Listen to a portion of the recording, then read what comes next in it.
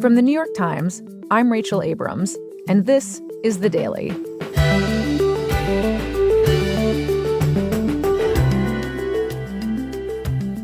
This election day, recreational marijuana could become legal across more than half of the United States. But as more Americans consume more potent forms of the drug more often, a Times investigation has revealed that some of the heaviest users are experiencing serious and unexpected harms to their health. Today, I spoke with my colleague, investigative reporter Megan Twohey, about what she found.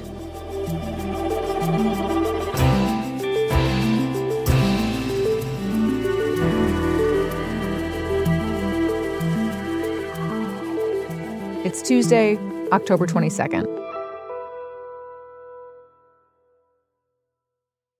Hi, Megan. Hey, Rachel. Thank you for being here. So, Megan, today we're going to talk about something that a lot of people, myself included, have at least a glancing familiarity with, and that's marijuana. So tell me, first of all, how did you come to this story? Well, full disclosure, I am one of those people who has some familiarity with marijuana. I have dabbled in it on and off, stretching back to the 1990s. And so I, as a consumer, have also been among those who have noticed the drastic transformation of marijuana in this country in recent years as legalization spread and the commercialized legal industry sprung up and began offering products. Mm-hmm. And so, here in New York, a couple years ago, when we implemented the legalization of recreational marijuana, there was sort of all of a sudden a dispensary selling products on nearly every corner. Everywhere. And so I was one of the people who started going into the dispensaries and immediately noticed that the products I was seeing there were very different from some of the products I had consumed.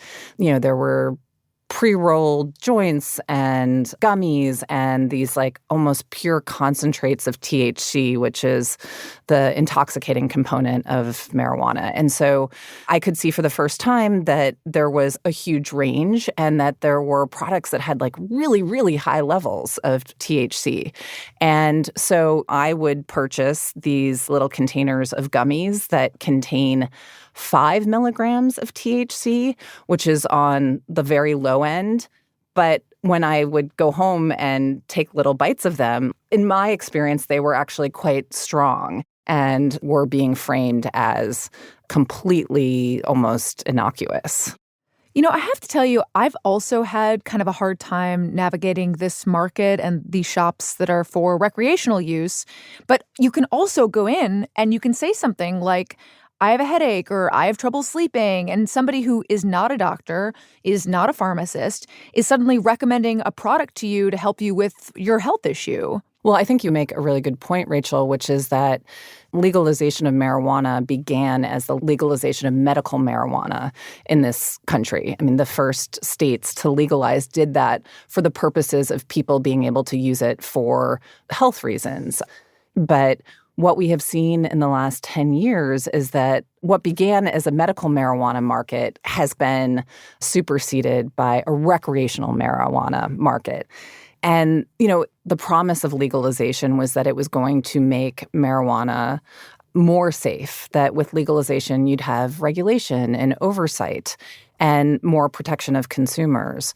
But there's now a $33 billion industry that sprung up to deliver these products in this newly legal market. And the products that they're delivering are at potency levels that were almost unimaginable a generation ago. And I knew from not just my own personal experience of interfacing with the commercial market, but also from people in my life and in my various orbits, I was hearing about people who were actually struggling with marijuana, and those folks and their families had a lot of confusion. Mm-hmm. What isn't this supposed to be this totally safe and totally natural and now totally legal drug? And it just felt like there was a real vacuum of information. So what did you do just to start trying to understand this world that's obviously confusing a lot of people? So with that kind of initial interest, I just started to make some phone calls. And one of the first people I called was a longtime medical marijuana researcher who helped develop a couple of the only pharmaceutical drugs that have cannabis components that have received regulatory approval. Interestingly enough, one of the first things he said to me was, "Oh my God, good luck reporting into this. It's wow. like a total jungle. I've been in this world for decades, and even I have a hard time following exactly what's going on because so much has been shifting so fast." And so that was a little scary to hear, but also intriguing. And one of the things that he said was that he had major concerns with the way that legalization and commercialization of marijuana was playing out here in the United States. He said that scientists and researchers and doctors like himself were on the sidelines, that they weren't being consulted as this was rolling out, and that the industry that had sprung up, this $33 billion industry, was also not focused on the therapeutic products of the drug, but instead had basically ended up in a race to produce the most potent products, the most intoxicating products possible. And what I next realized was that there was a real dearth of research, of scientific research into the effects of marijuana.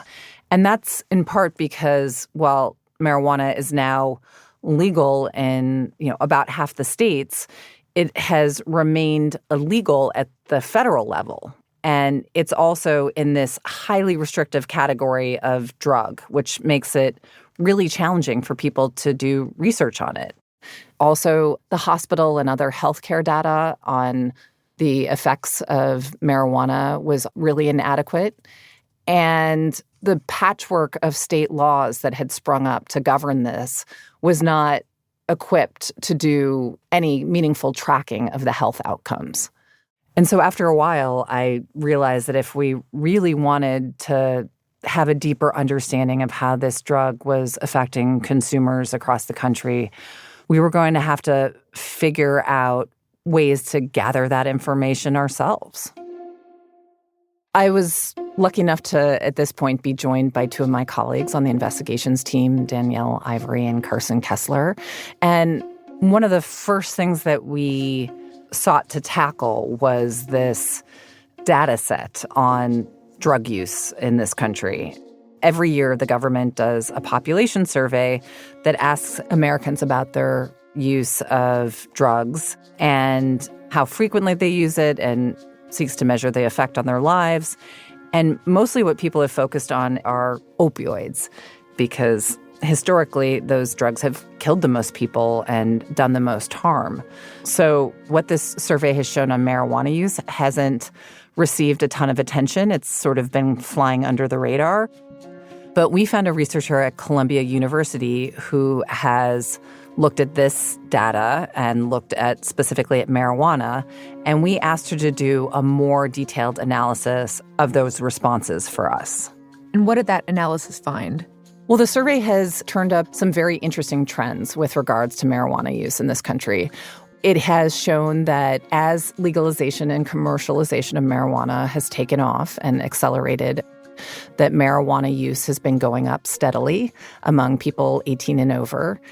And it's not just that more people are consuming here and there. There are pretty sharp rising rates of people who are using it on a daily or near daily basis. And this survey showed that in 2022, in fact, for the very first time, more people said that they were using marijuana on a daily or near daily basis than said they were using alcohol. But not only are people using marijuana at higher rates than ever before, more people are reporting that their marijuana use is having a negative impact on their lives.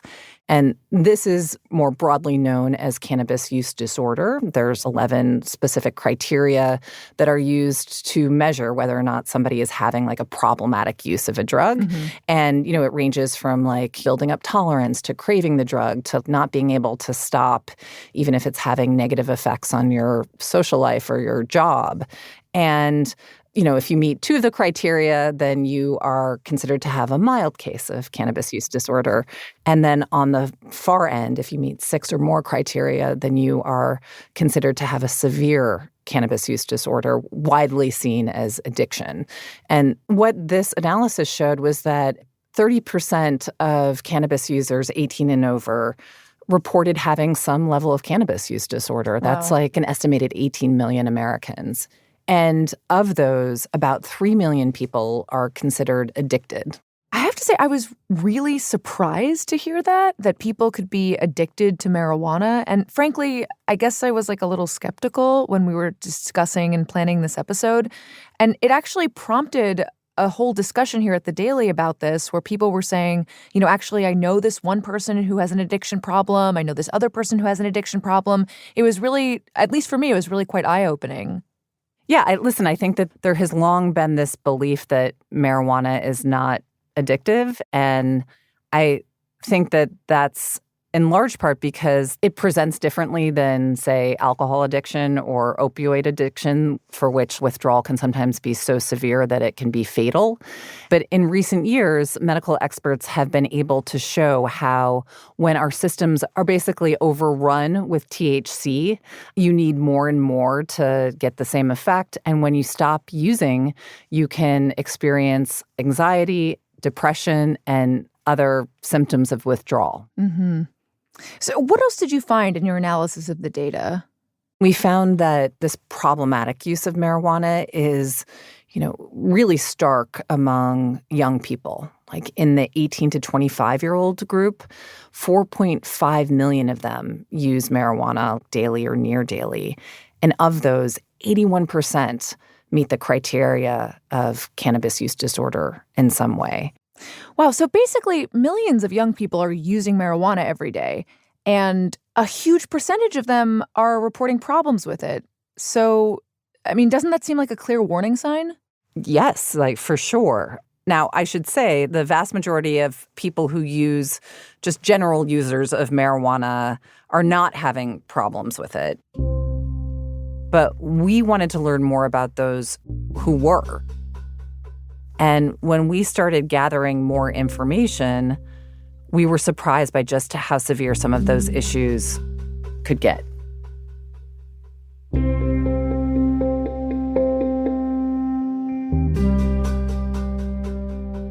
We'll be right back.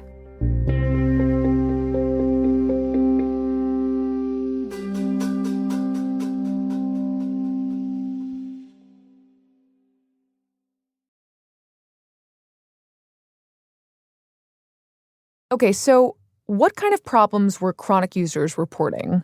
Well, there were actually a couple of issues that we heard about.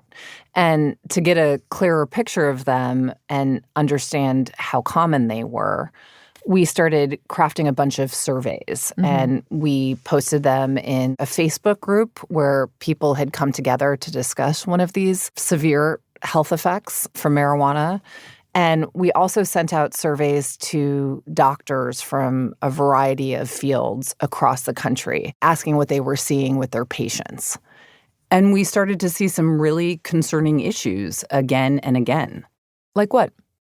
Well, let me tell you about one woman we met. Hello. Hi, is this Jennifer? Yes, it is. Hi, this is Danielle. Her name is Jennifer Macaluso. She's from Illinois. And my colleague, Danielle Ivory, spoke to her over the phone. Is this still a good time for you to talk? Yeah, this is great. All right, excellent. And in a way, Jennifer is a great example of a kind of person who started using weed post-legalization. I'm 51. I used cannabis briefly when I was a teenager, like a lot of kids do. I wasn't addicted. It was, nothing. It was social, whatever. She had smoked when she was a teen, but nothing very serious, and had actually stopped as an adult until she got a bit older. In 2019, I started having some other health problems. She got migraines, and she took a lot of medication to get them under control. Here I am popping pills every day just to function. Yeah. So my doctor at the time suggested, what about medical marijuana? It had become legal in our state a few years prior. Okay. And, I thought, wow, okay, yeah, I'm always one for a more natural route. So she started using weed on the recommendation of her doctor to help with the headaches. And at first, it was phenomenal. I could, take a couple of hits or take an edible, and the migraine was gone. And I thought, this is fantastic. I don't have to take all these pills anymore and all this stuff. And Jennifer found that using marijuana medically really helped her with her health problem. She was using a couple times a week, and that was enough. It solved the issue right away. And then about 6 months into it, I started getting stomach aches. She starts to experience some nausea. I started waking up nauseous every single morning. I just was dry heaving, and sometimes I would vomit, and it just was... And an employee at the marijuana dispensary that she used advised her to increase her marijuana use. He would say, we have really good luck with this one because it's what we give chemo patients. And I'd say, all right, give it to me. And eventually she was using the drug nearly every day. And it would help me, and I would feel better, and I was okay to eat. And then, it would wear off, and then it was a cycle that just kept going and going. But the nausea actually got worse. She starts to get cycles of severe vomiting and stomach pain. I was pretty much bedridden. I mean, on a good day, I was just mildly nauseous. On a bad day, I was, on the bathroom floor, crying my eyes out, just totally desperate for help. And it just went on and on and on. She was often in immense pain, and it was really scary to her. But when she sought medical attention, they had no answers. They said, well... Doctor after doctor could not figure out what was wrong with her. Then they started doing CAT scans and stomach tests and, blood tests and all these workups and, you name it, I had it. Over the course of 3 years, I went to 12 different doctors. I went to, including 4 different gastroenterologists. Wow. I went to neurologists. I went to internists. I went to functional medicine doctors. I did acupuncture. I did restriction diets. I gave up, every food group for forever. And I just kept getting sicker and sicker and sicker. She gets all of these different diagnoses. At one point, she actually has her gallbladder removed. Oh, my God. And it was really discouraging because nothing was helping. I really had some very dark days where I thought, I'm going to die. I'm because this is it for me. I can't get out of bed, and no one seems to know what to do. And I don't, this is it.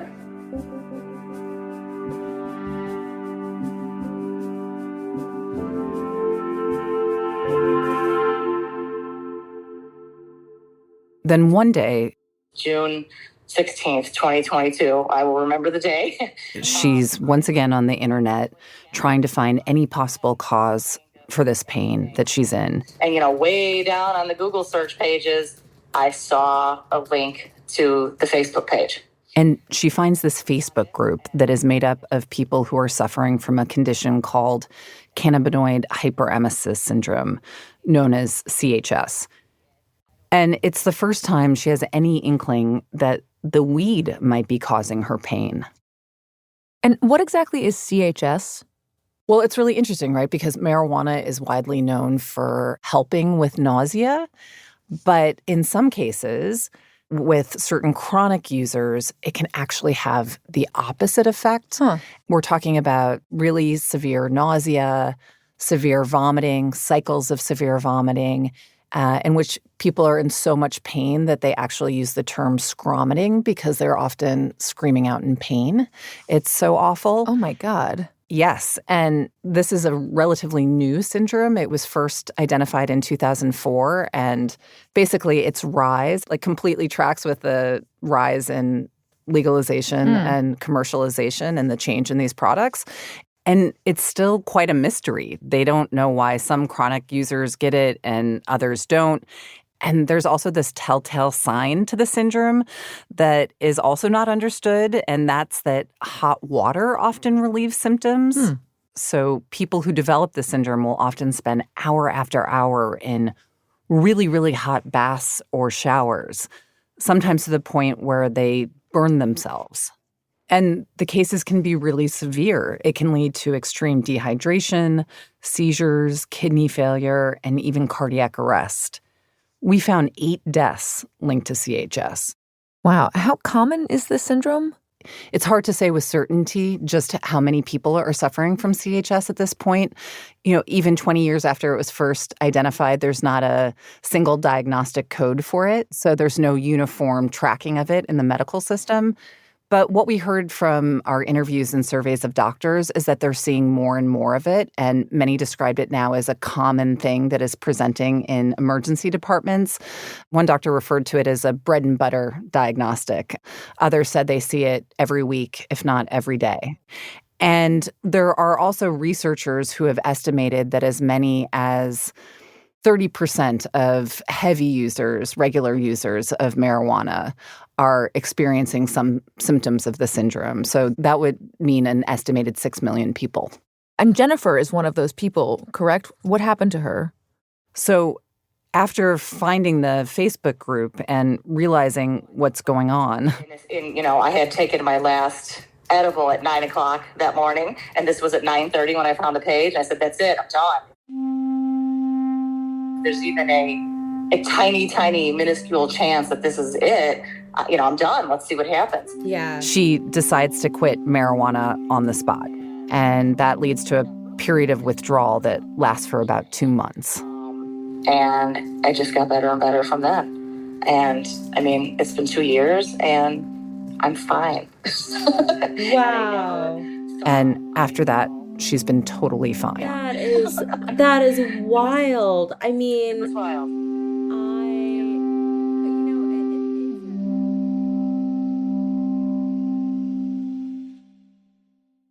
And during this period of withdrawal, she sees yet another specialist who confirms that she did indeed have CHS and actually told Jennifer that she was seeing multiple cases of the syndrome every week.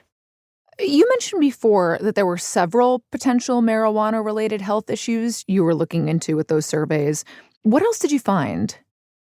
So another significant harm that we identified that is very concerning is the relationship between marijuana and psychosis. And one of the ways that that plays out is marijuana causing a temporary psychotic episode or symptoms, paranoia, hallucinations. And that can happen to all different kinds of people of different ages, chronic users of marijuana or first-time users of marijuana, people who are otherwise at risk for experiencing psychosis or have no other risk factors at all. And one of the people that I spoke to who had experienced this. Hello? Hi, is this Javante? Yes, it is. Hi, this is Megan. Is a man named Javante Hill who lives in Colorado and tried marijuana at the suggestion of his girlfriend. I'm not like a pot smoker. I just got out the military. So zero tolerance for drugs.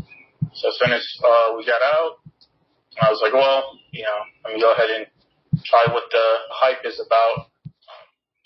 He was a recent Navy veteran with PTSD, anxiety, and depression, and his girlfriend was an occasional marijuana user and told him that it could be a nice way to chill out.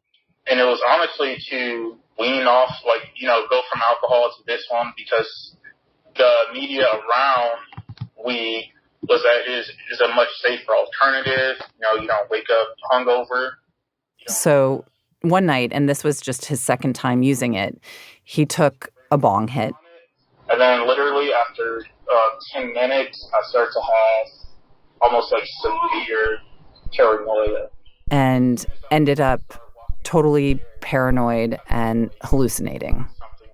And slowly, surely, as the night went on, I completely lost all touch with reality, and I replayed a lot of my time in Afghanistan, and it's almost like all my worst fears came to the forefront, and I was seeing depictions of the devil and hell and just literal demons I thought were in real life. He said it was like like he was in hell with devils. Oh, my God. I was marching all throughout our house. I was trying to find Eva the whole time. I had no idea where she was at. And I replayed. His girlfriend, Eva Zamora, who I also spoke with, was there trying to comfort him, but he didn't recognize her. Wow. And in the midst of this, their dog started fighting. And then he had gone upstairs and he came downstairs and he had the gun in his hand that we had upstairs in our room. And he ended up getting his gun. The best way I can explain it is like I was looking at him and like he was looking past me. And he looked like he was scared. But he had the gun up and he took some shots. And as soon as that happened, I ran. And shooting and killing one of the dogs. Ugh. And actually shooting and injuring his girlfriend, Eva. It was very traumatic. It was horrible.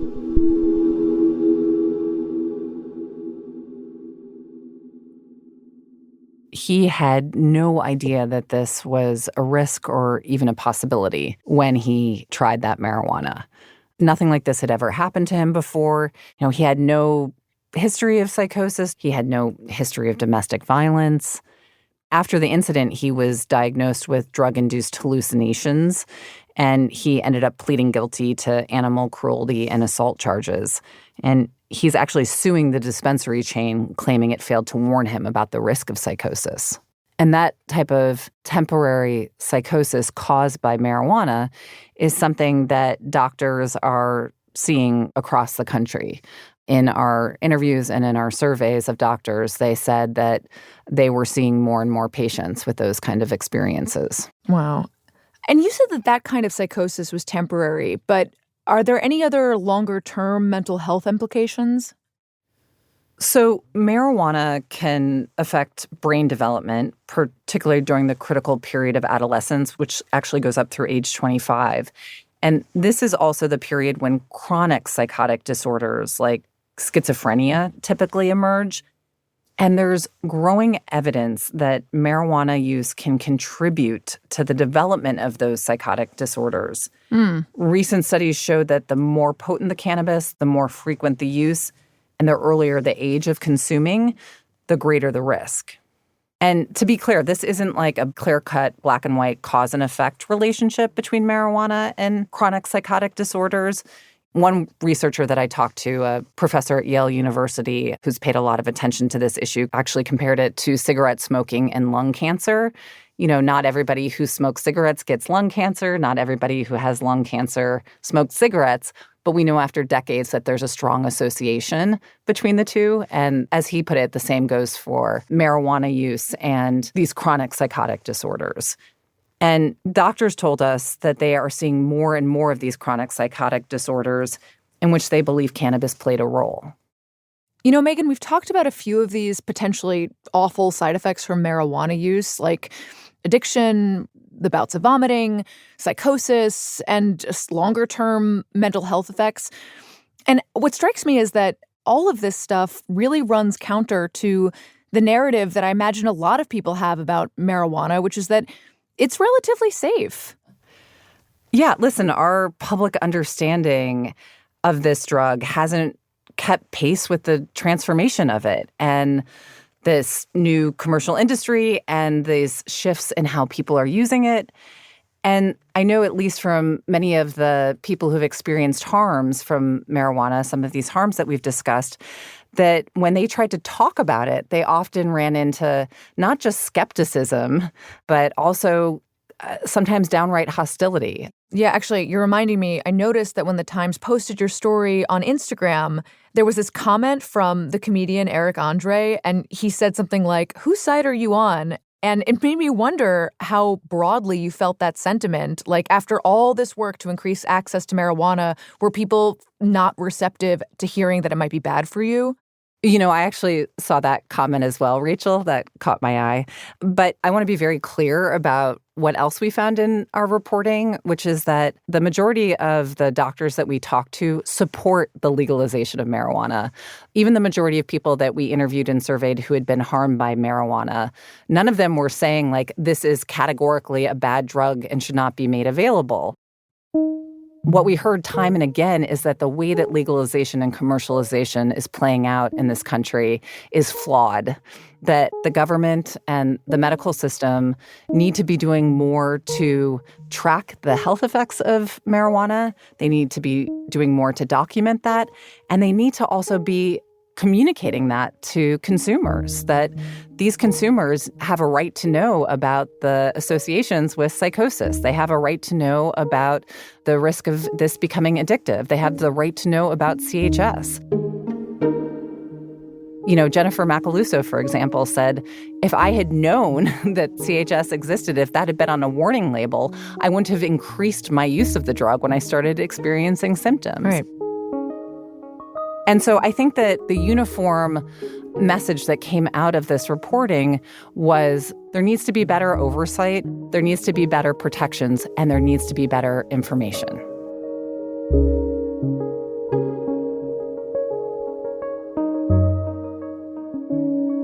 Megan, thank you very much. Thanks for having me.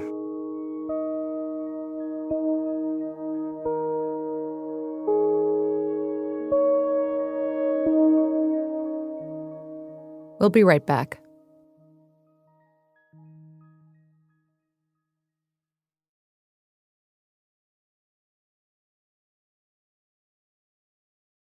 Here's what else you need to know today.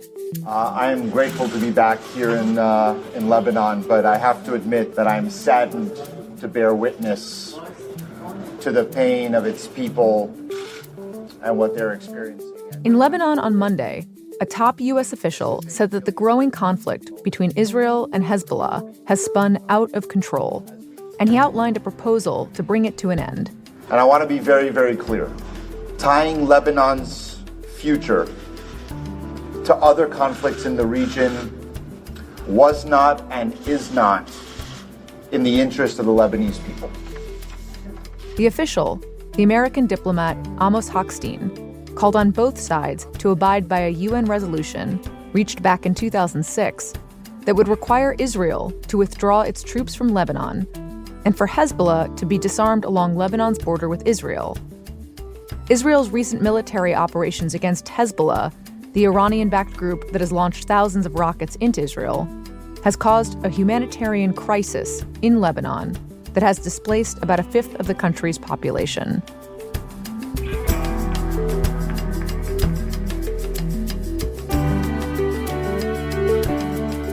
Today's episode was produced by Will Reed, Alex Stern, and Olivia Natt. It was edited by Mike Benoit, with help from Mark George. Contains original music by Alicia Baitup, Dan Powell, and Pat McCusker, and was engineered by Chris Wood. Special thanks to Danielle Ivory and Carson Kessler. Our theme music is by Jim Brunberg and Ben Landsberg of Wonderly.